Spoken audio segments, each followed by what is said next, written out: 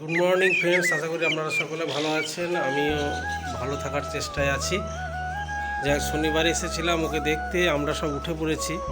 উঠে পড়ে ব্রাশ করছি, অদ্রিজাও এই যে ব্রাশ করছে। আর মোটামুটি ঠিকঠাকই আছে। তা কিছু ওষুধ ওর ডাক্তারে নতুন করে লিখে দিয়েছে, সেই ওষুধগুলো কালকে সারা রাত প্রায় 10টা 11টার হয়ে যায়, তার মধ্যে খুঁজে পাইনি। মানে ব্যথাটা শুকাচ্ছে না, সবই ঠিকঠাক আছে, রিপোর্টগুলো সব ঠিক আছে। একটু সংশয় আছে মনের ভিতরে যে এখনও শুকাচ্ছে না কেন। নাহলে যত রিপোর্ট করা হয়েছে কোনোটাই নেগেটিভ আসেনি, মোটামুটি ঠিকঠাকই আছে। তা এটা একটা খুব চিন্তার বিষয়। কালকে আবার ডাক্তারকে ফোন করা হয়েছিল, উনি আবার কিছু ওষুধ দিয়েছেন, অ্যান্টিবায়োটিক চেঞ্জ করেছেন। তা সেই অ্যান্টিবায়োটিক সারা ধুবুলিয়া মার্কেটে কোথাও খুঁজে পাইনি। হতাশ এবং নিরাশ হয়ে রাতে বাড়ি ফিরলাম। দেখা যাক কী হয়। আর আমাদের দিদিভাই এখনও ওঠেনি, আর আমিও তাড়াহুড়ো করিনি, কারণ ওর শরীরটাও ঠিক নেই। যাই হোক, ভালো থাকবেন সবাই, সুন্দর থাকবেন।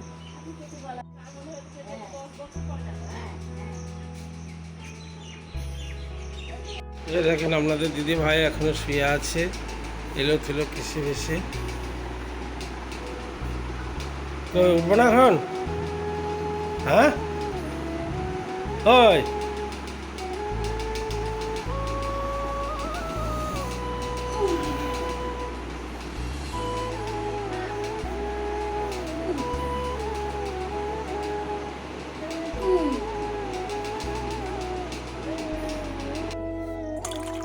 এই ধোয়া এগুলো থানকুনি পাতা কে নিয়ে আসলো? এ ভালো করে ধুয়েছিলে?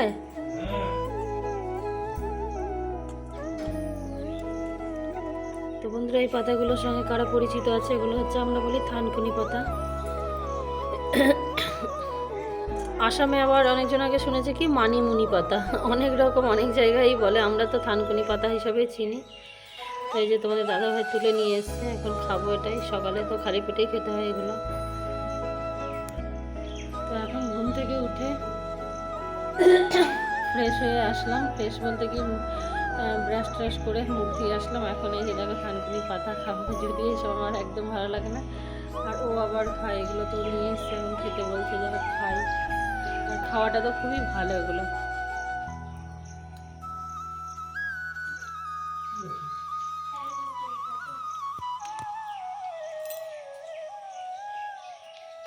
তো বন্ধুরা, মা আজকে সকাল সকাল রান্না করেছে, কারণ ওরা চলে যাবে, অদ্রিজা স্কুল আছে। তো একটু শেয়ার করি তোমাদের সঙ্গে। এখানে দেখো পটল পোড়া মাখা, এটা কিন্তু খুব ভালো লাগে। আর পটল পোড়ার একটা বিশেষত্ব আছে, এটা পান্তা ভাতের সঙ্গে খুব ভালো লাগে আর গরম ভাতের সঙ্গে। আর এই যে দেখো কচুর শাক।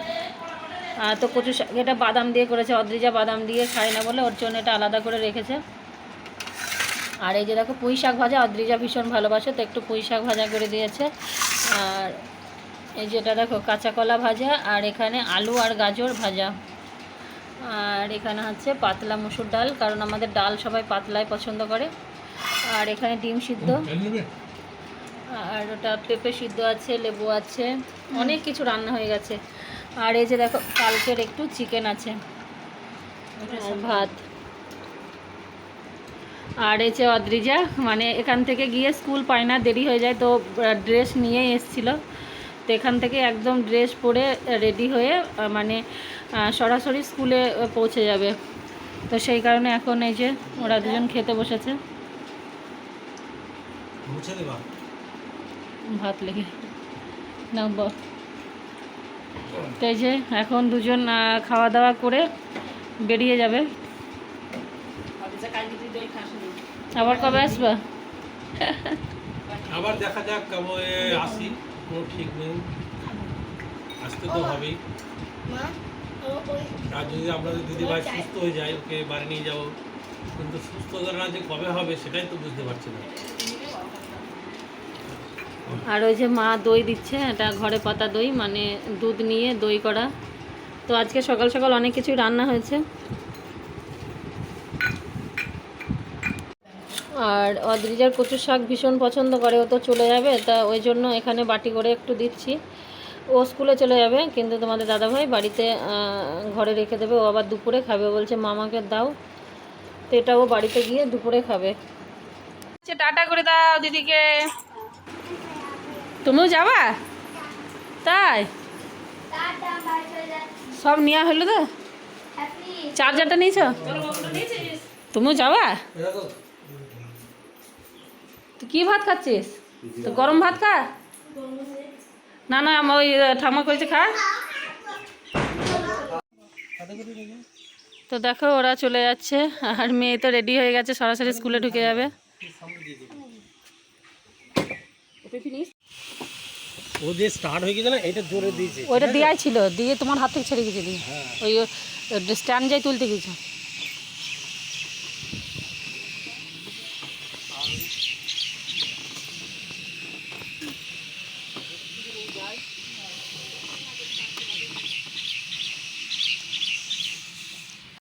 রুটিন পাল্টাতে ওই তো সেই আগের বার তো আমরা পাল্টেছিলাম দুটোই। সারা গাড়ি পাল্টে নি বাবা। খুব সাবধানে, আগে ভালো করে দেখবা, খুব সাবধানে। হ্যাঁ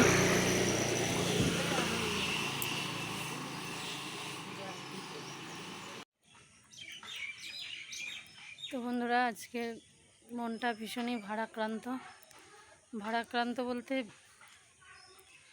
মানে আজকে এমন একটা দুর্ঘটনার কবল থেকে আমরা বেঁচে ফিরলাম, বিরাট বড় অ্যাক্সিডেন্টের হাত থেকে।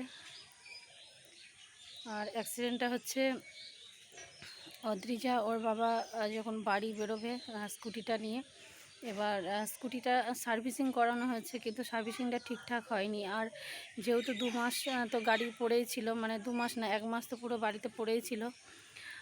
তো সেইভাবে ওই সেলফ স্টার্ট বলে মনে হয়, যেটা হাতে দেয়, তো সেইটা ঠিকঠাক মতো কাজ করছে না। তো পায়ে যেটাকে স্টার্ট দিতে হয় গাড়িটা, তো ওরা বেরোনোর সময় পায়ে স্টার্ট দিচ্ছে, হচ্ছে না এরকম করতে করতে এখন স্টার্ট চালু হয়েছে। আর আমি আছি মানে বেরোবে যেখানে, ওইখানে গেটে, মানে ওইখানটায় আমি দাঁড়িয়ে আছি, কারণ ওরা গাড়ি নিয়ে চলে যায়। তো এবার আমি আস্তে আস্তে হাঁটি, ঠিক মতো দেখতে পাই না।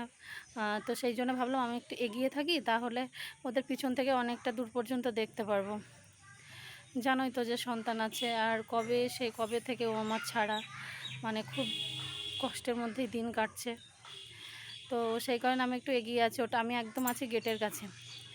তো হয়েছে কি, তোমাদের দাদাভাই স্টার্ট শুরু হয়ে গেছে, আর মাটিটা ভেজা ছিল, যে স্ট্যান্ডটা একটু দেবে গেছে। এবার স্ট্যান্ডটা পায়ে তুলতে গিয়ে এদিকে হাত কিভাবে কি হয়েছে জানি না, গাড়িটা পুরো হাত থেকে ছেড়ে গেছে। আর পুরো হাত থেকে ছেড়ে মানে গাড়ি আপনি গিয়ে ওইখানে একটা পেঁপে গাছ আছে আমাদের সামনে, তো পেঁপে গাছে পুরো আটকে গাড়িটা পড়ে যায়। আর মানে আমি এক হাত সাইডে ছিলাম, গাড়িটা যদি মানে একটু মাথাটা এইদিকে যেত, মানে পুরো আমি একদম শেষ হয়ে যেতাম, কারণ আমার তো সেইভাবে নড়াচড়ারও সেইভাবে অতটা ক্ষমতা নেই। আর গাড়িটা তাহলে একদম পুরো আমার দিকেই মানে যেত।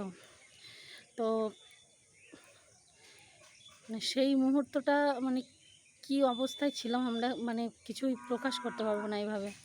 আর গাড়ি তো পুরো মানে সেই কি বলবো, সামনের পুরো ফ্রেম, মানে গাড়ির যে সামনেরটা লাইট টাইট যা থাকে পুরো ভেঙে চুরমার। এবার অদ্রিজা স্কুলে যাবে ড্রেস মেস পরে, মানে কি করে বাড়িতে ওরা পৌঁছাবে সেটা নিয়েই চিন্তিত। তখন সেই অবস্থায় মানে রাস্তায় গাড়িটা বার করে আমাদের পাশে একটা আমাদের কাকার ছেলে টুকটাক গাড়ির একটু কাজ জানে, তো ও বললো এখন তো এটা কিছু করাই সম্ভব না।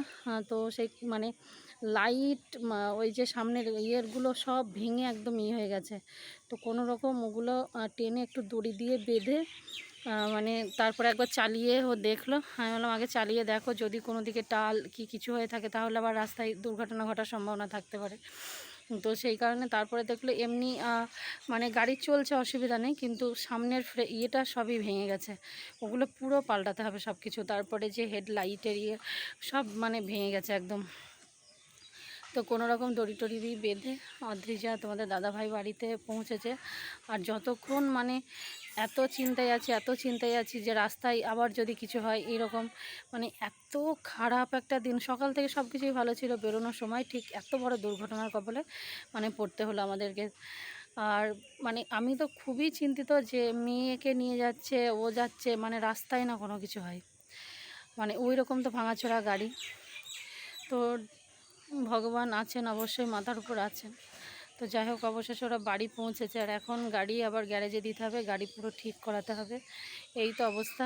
এমনিতে কেন জানি না আমাদের সঙ্গে কেন এরকম হচ্ছে, একটার পর একটা দুর্ঘটনা, একটার পর একটা দুর্ঘটনা। এখনও নিজে সুস্থ হতে পারলাম না, আজ 2 মাসের উপর হয়ে গেল, ঘর ছাড়া, বাড়ি ছাড়া, সন্তান ছাড়া, মানে আমি আর পেরেই উঠছি না গো।